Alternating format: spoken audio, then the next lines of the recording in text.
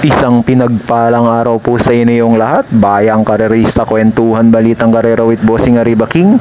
For today's video ay magbibigay na po tayo ng ating reviewer and giya para sa araw ng Friday, PJC Racing Friday, November 14, 2025. Bayang karerista, bagamat manipis po ang lineup, pero marami naman pong magagaling na kabayo maglalaban ngayon. Dito nga po sa race number 1, ang start ng ating winner take all at dito, umpisa kagad, magagaling na kabayo agad, Velvet Haze. Dito may mga bagong kabayo, sila Quencio, Reverse Merger, nandito, Tadeus at si Little Charmer, bayang karerista. Tignan po natin ang mga latest run nito.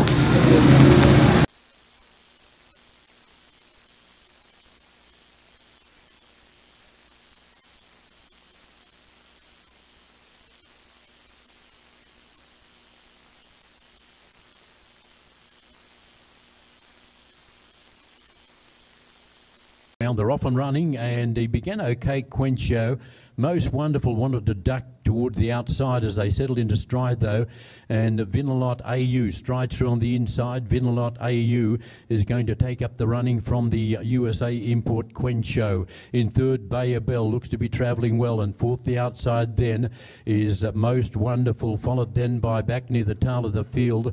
We've got Ninong is at the tail of the field, and just forward of him was Whiskey or Wine as they run towards the 800-metre corner. Vinalot AU travelling sweetly on the outside is Bayer Bell, and he moves up on the outside of Vinalot AU. Back in third spot then we've got Quencio, followed by Most Wonderful, and then came Whiskey or Wine. They're in the straight, and Bayer Bell straightens up with a good two-length margin over Vinalot AU. Back in third spot then is Quencio, followed by on the outside of them is Ninong, rather Most Wonderful, running on fairly well. But Bayer Bell, this is a very easy trial. She's striding out in magnificent fashion down to the wire. Bayer Bell and JB Hernandez, and they'll win the trial by about 5 lengths. Second goes to Quencio, third Most Wonderful. At yan nga po, bayang karerista, ang barrier trial ni Quencio. Dito tinalo siya ni Bayer Bell, nagtala ng 112.4. Relax na relax lang, mukhang magaling na kabayo din to, bayang karerista Quencio, John Alvin Gusi. At ito naman po yung huling takbo ni Velvet Haze last October 26, kung saan nagtala ng 1.40 sa 1,600. Nakakalaban sila hole in one. Velvet Haze, makakalaban din po nila sa race number 1 ngayon yan. So dito nga po sa race number 1, bayang karerista, itong Reverse Merger, nagtala ng 1.40 sa kanyang barrier trial yan, dahil 1,600 meters din po yung kanyang barrier trial. Pero nakita nyo naman, bayang karerista, mukhang mabuting kabayo po yan, at tuhog po sa KT ngayon yan sa tip. Numero 3 Reverse Merger na sasakyan ni JB Hernandez. Kahapon po nagpapanalo ang mga Bell Racing, sila Gemma Bell, Upscale Bell, nagpapanalo sila kahapon, bayang karerista. At ito, Bell Racing din to.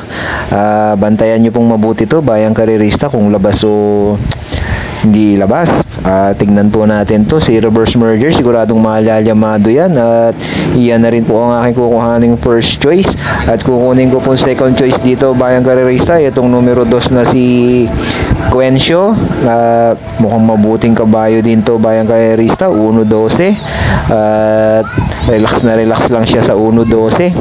So dito, bayang karerista, itong si Velvet Haze, isang derimating kabayo yan. At itong si Little Charmer naman, nagtala ng 1.14 sa kanyang barrier trial yan. At pumang 7 yata yan si Little Charmer, pero 1.14 din. Ito naman si Tadeus, galing din sa panalo yan, pero mataas sa grupo ngayon. So dito, 3-2 po tayo sa race number 1. Good luck po dito, kayo na bahalang magdagdag dito. At dito na po tayo sa race number 2, ang start ng Pick 6 3-year-old and above maiden race. Dito, Slam Dunk, Justifiable Soul, Mon Alphabet, Toscanis Eagle, Concrete Solution at si Pone Trick. Tingnan po natin, bayang kay Rista, kung kailan nga ba huling nagsitakbo yung mga entry na yan dito sa race number 2. Reviewin po natin. Off and running now, and all left okay on the inside. Samboy began pretty well in the centre. Then Ladakh Angels away quickly with Jaw dropping. And wider out then we've got Ladakh Angels, but jaw dropping goes to the front as they settle down from Tuscany's Eagle. Kicking up on the inside underneath them all though is going to be Sam Boy as they run towards the 900 metre corner. About 4 or 5 lengths back then to Fastidious, who's back near the tail of the field, and with him is Sam Boy as they run towards the 800 metres. Now on the inside we've got jaw dropping, a narrow leader in second spot, I should say, Tuscany's Eagle, and then Sam Boy back against the rail, followed then by a long way back Ladakh Angels. Coming on towards the home turn, Tuscany's Eagle, he's about 3 and 4 deep. Alongside of him is Jaw Dropping, and under the stick now, back behind them is Sam Boy, and they're well clear of the rest as they run to the 250. In the centre, it is kicking back. It's kicking back, Jaw Dropping, but taking the lead now quickly and racing away is going to be Tuscany's Eagle.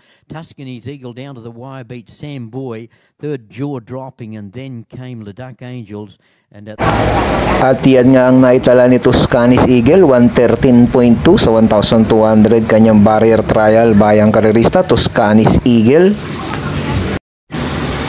At ito naman ang barrier trial ni Islam Dunk bayang karerista, October 16 dito, Copperfield jaw drafting na kalaban niya, 116.8 sa 1,200 Islam Dunk. At ito din naman ang barrier trial ni Moon Alphabet na makakalaban nila sa race number 2 last October 16 din. At dito pumanlima, 1.15 si Moon Alphabet dito, at dito nanalo top customer pang 1-2, bali pang 5 lang dito Moon Alphabet, makakalaban din nila ngayon yan. At ito naman ang takbo ni Concrete Solution noong October 3, 1.26, kung saan pumurka siya dito kay Lucky Mama. At kung mapapansin nyo po bayang karerista, nandito din si Phone Trick. Dito si Phone Trick pang-6, makakalaban din nilang kasi ngayon niya si Phone Trick. Dito 1.28 si Phone Trick, makakalaban nila sa race number 2 din ngayon yan, Concrete Solution at Phone Trick.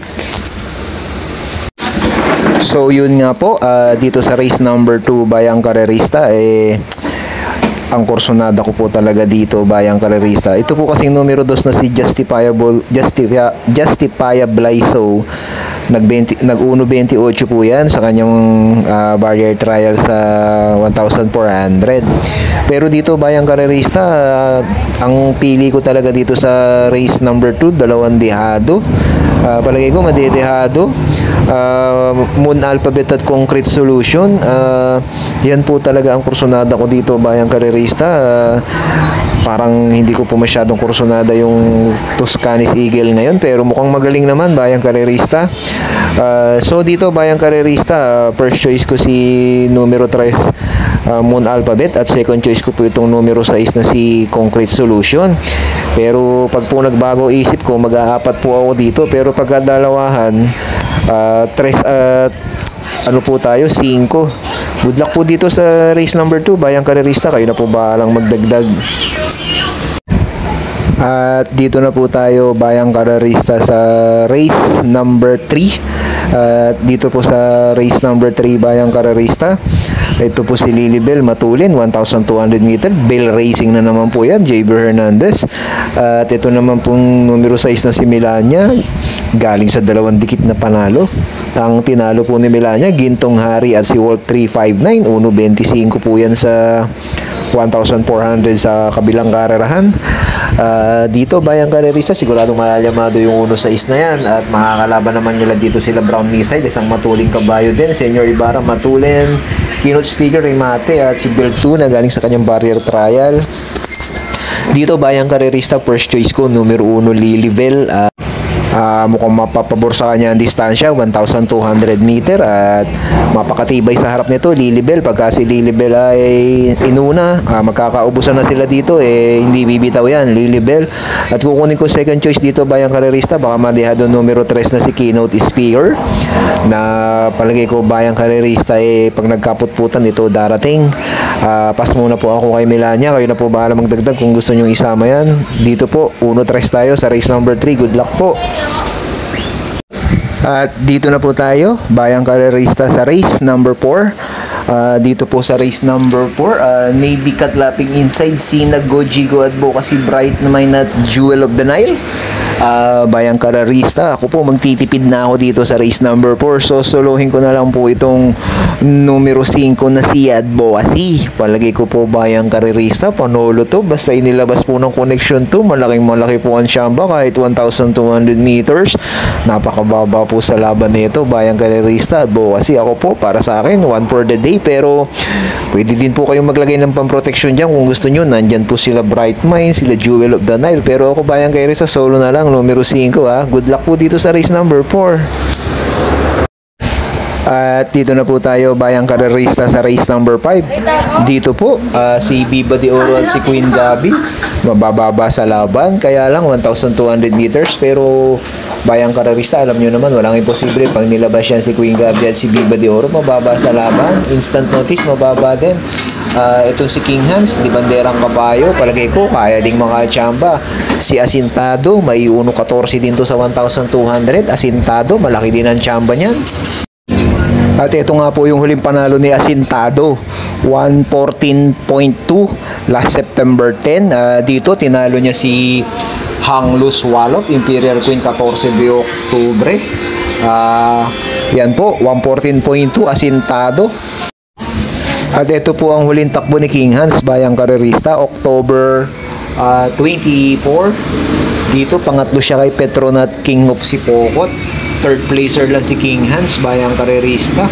Ayan po, nag-1.28 po siya, Jaber Hernandez, last October 24, King Hans. At ito naman po ang huling takbo ni Viva de Oro, October 31. Dito nagtala siya ng 1.27 at ang nanalo dito, Lucky Hilda at River South. Pangatlo dito si Viva de Oro. So dito nga po sa race number 5, Bayang Kararista, first choice ko po si Viva de Oro at second choice ko po itong numero 1 na si Queen Gabi, sakyan po ni Patty. At third choice ko po dito Bayang Kararista, itong numero 2 Asintado. Kayo na po bahala magdagdag dito Bayang Kararista, 612 po tayo. At dito na po tayo Bayang Kararista sa race number 6. Dito po sa race number 6, penultimate race, Quiet Thunder, Old Forest Brainchild, Lucky Fortune, Asong 4G, Ma'am Jen at Sovereign Red. Dito Bayang Kararista, solo lang ako. Kayo na bahala magdagdag dito. Pasensya na po kayo Bayang Kararista ha. Solo po ako dito, Lucky Fortune. Numero 3 Bayang Kararista, kayo na po bahala magdagdag. Para sa akin po, panolo po yan. Napakababa na po sa laban yan Bayang Kararista. Palagay ko hindi lang inilalaban po yan. Pero pag inilaban Bayang Kararista, sobra po yan. Lucky Fortune, numero 3. Good luck po dito sa race number 6. At dito na po tayo sa race number 7, final race, Bayang Kararista. Dito po sa race number 7. Dito Copperfield 911 Amensa Mens, Doña Pachi, Polite Bell at Queen Ella. Ito po si 911 Bayang Kararista. Kung natatandaan nyo, yan yung nanalo ng Dehado, 911. At yan nga po yung panalo ni 911 Bayang Kararista, 1.26 last October 8 lang. At dito medyo mabibigat din ang mga tinalo, Parisian Life, Katakataka at saka si Yasaki. Yan Bayang Kararista, ganda ng tinakbo, 911 tatakbo ngayon yan. At ito naman ang huling takbo ni Polite Bell, third placer kay Melania, 12.359 last October 24, nagtala ng 1.27. Polite Bell, makakalaban nila sa last race. At ito nga yung barrier trial ni Copperfield, Mark Alvarez, 113.2. October 16 lang to, Bayang Kararista, barrier trial ni Copperfield sa PJC. Makakalaban nila ngayon yan. So dito nga po sa race number 7, Bayang Kararista, nandito yung numero 3 na si Doña Pachi. At yan nga po si Doña Pachi, mayroon ding 1.13 sa 1,200. At isang matuling kabayo, Bayang Kararista, siguradong yan ang babandera dito. At ito si Copperfield, yan dalawa na yan malamang Bayang Kararista ang magbabanderahan, at ito si Quinera at si Polite Bell, malamang susunod at sila 911 Amans. Dito bayang karerista, first choice ko po yung numero 6 na si Copperfield Mark Alvarez, at second choice ko po itong numero 3 na si Doña Pachi, at isasama ko pong third choice dito yung nang galing sa dehado na si 911 bayang karerista. Ito po si Polite Bell, Bell Racing yan, kahapon nagpapanalo yan. Pwede nyo din po isama yan kung may pandagdag po kayo, pero ako po dito po ako palalagay sa debandera si Copperfield at si Doña Pachi, at isasama ko nga po ito si 911 na baka kumuha ulit ng panalo. So good luck po dito sa race number 7 bayang karerista, at sana po nakatulong sa inyo ang ating munting reviewer. At bayang karerista, paalala ko lang po sa inyo itong maraming tatakbo dito sa araw ng Friday, ayan, mga Bell Racing, at kay mga Javier bayang karerista, yan po ang maraming tatakbo, Javier at Bell Racing, at saka po yung mga trainer, mga inaalagaan ni Tata Egoy Hipolito, yung mga Kalamadam Disena, marami din silang tapatakbuhin ngayon. Kayo na po bahalang makiramdam dyan bayang karerista. Good luck po sa inyo at maraming salamat. Please like, share, and subscribe sa bayang karerista.